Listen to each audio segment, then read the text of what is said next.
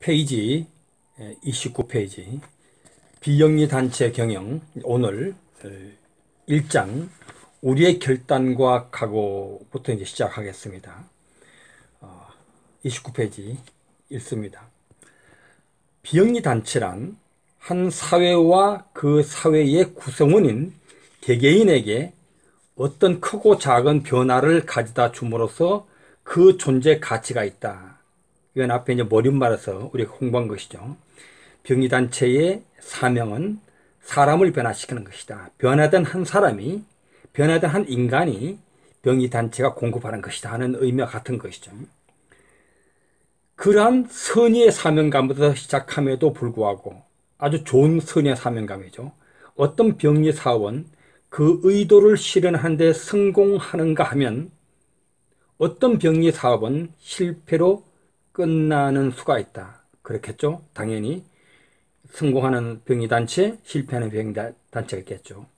왜 그렇게 될까? 그들의 의도에 어떤 문제점이라도 있는가? 그렇다면 먼저 언급하고 짚고 넘어가야 할 일은 선의의 의도에서 시작되었는가 하는 것과 사명감 자체를 한 번 더 분명히 규명해 보는 일이 아닌가 생각한다. 물론 궁극적인 심판은 근사한 의도나 사명이 담긴 선언문이 아니라 선의의 사명을 올바른 행동으로 실천하는 데 성공했느냐, 성공하지 못했느냐에 달려있다. 지금 이 부분에서 피터 드러커는 병리 단체를 이제 어떤 점검하는 이제 병리 단체의 어떤 사명이라든가 이것을 점검하는 하나 세 가지를 이야기하고 있네요. 첫 번째로 병리 단체의 그 목적이 사명이 선한 의도를 갖고 있는가, 한 개개인의 어떤 변화된 한 사람, 한 인간을 만드는 것 이런 걸 갖고 있는가. 그 다음에 두 번째,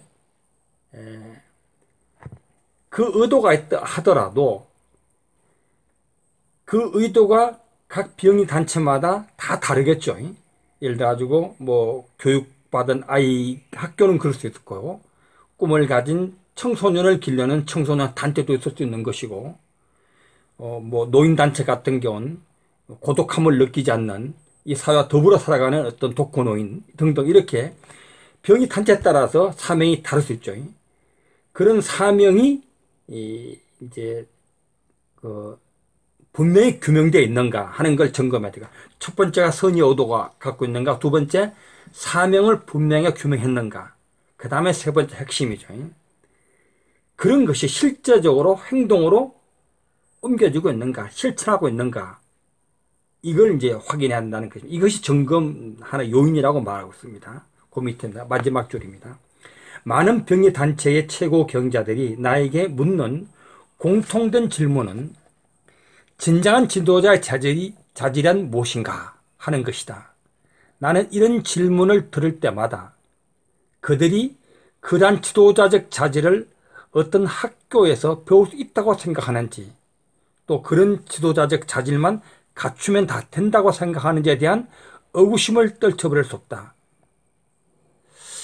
만약 그들이 내가 받은 인상대로 생각했다면 그들 역시 지도자상을 올바로 인식하지 못했다고 할 수 있다. 우리가 이런 질문 참 많이 하죠. 어떤 지도자상, 지도자의 자질 이런 얘기를 많이 하는데 피터 드러커를 공부해 보면 그가 말하는 리더, 그가 말하는 지도자상은 일반 사람과 좀 다릅니다. 대부분의 리더를 하면 우리 일반인들은 카리스마를 많이 연상하죠. 어떤 신적 재능을 갖고 있는 이 일적 자질이죠. 영도력을 갖고 있는 사람 이렇게 본단 말이죠. 하지만 드러커는 이 글에서 그런 질문은 잘못된 질문이라고 이야기하는 겁니다. 진정한 지도자의 자질이 무엇이냐? 이런 질문하면 안 된다는 것입니다. 왜냐? 자질은 타고나는 거죠. 만약에 지도자적 자질을 타고나는 사람을 지도자로 세운다면 이 세상에 수많은 단체의 지도자를 어떻게 세웁니까? 세울 수가 없다는 것입니다. 그래서 누구나가 지도자가 될 수 있고, 누구나가 지도자가 되기 위해서는 이제 앞으로 나오는 얘기죠. 성과를 오른 지도자가 되기 위해서는 가장 먼저 사명에 대한 어떤 정의, 사명을 규명해야 한다. 이 말을 하고 싶은 겁니다. 자, 그 다음 계속 읽습니다.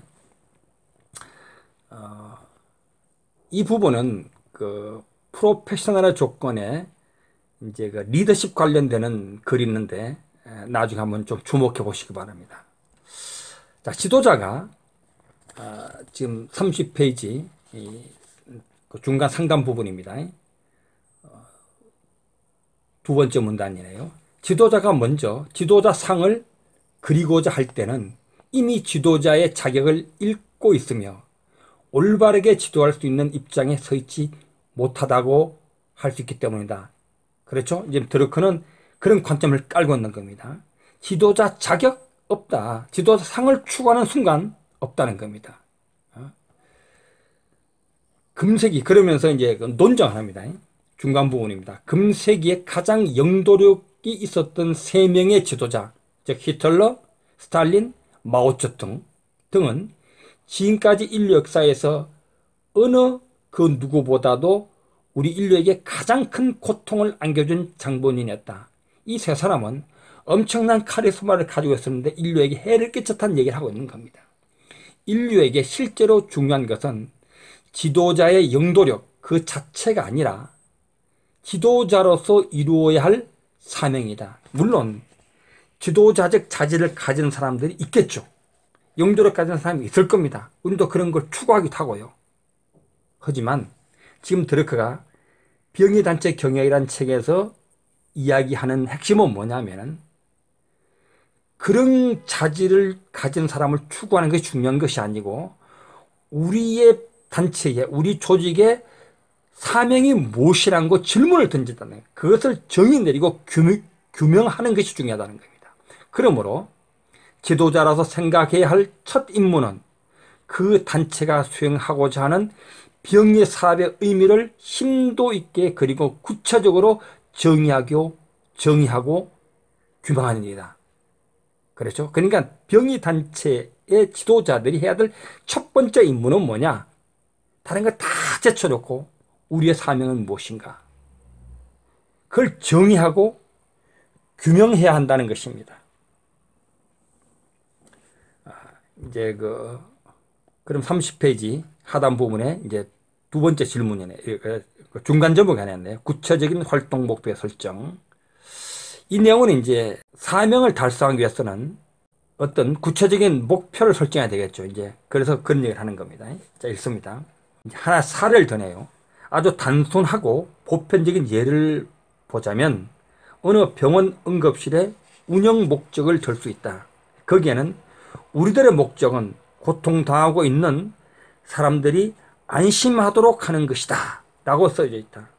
사실 병원의 사명은 우리가 뭐 많이 볼 수 있겠지만 병원의 응급실에서 독자적으로 자기네 사명을 규명하는 거 쉽지 않습니다. 하지만 오늘 이 사례를 통해서 여러분의 조직의 사명도 중요하지만 여러분 그 속에 있는 나름의 그 부서에서도 이렇게 사명을 정해 보는 것 아주 좋을 것 같습니다. 그것은 단순하고 명백하며 단도직입시다. 칭찬하는 겁니다. 응급실의 사명이 뭐라고요? 우리들의 목적은 고통당하고 있는 사람들에게 안심하도록 하는 것이다. 사고를 당하고 응급실로 온 사람이 얼마나 불안하겠어요. 그죠? 그 안심을 하도록 하는 것이다. 이렇게 정의를 내렸다는 겁니다.